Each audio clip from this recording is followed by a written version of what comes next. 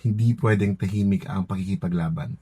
Kung ang dahilan ay ang kawalan ng oportunidad na maiahon ng ating pamilya at sarili sa kahirapan. In the movie Midnight Girls, when Wana first arrives at the airport in Japan and her ate Vicky meets her there, she gets reprimanded for being too loud. Vicky tells her that the Japanese do not appreciate raucousness and that they respect the peace of everyone else. Throughout the film, we spend most of the time in the noise of the hustle, the busy nightclubs, the hectic pressures of a second job, the long distance calls that these girls have to make to their families back home in the Philippines. We immerse ourselves in the lives of these women and the dreams that they have. Vicky just wants to be the best mother for her son. Paris dreams of a comfortable life. Saki always wants to share what she has, but she has never really given something for herself. And Juana is starting to learn what dreams she may have for herself. And I love how Direct Irene Villamor wrote the nuances of these characters. Each one is familiar in their OFW story, but each one is also unique in perspective, and I'm especially interested in Vicky's story. With Vicky and her son on their phone hits us with the reality these women face every day.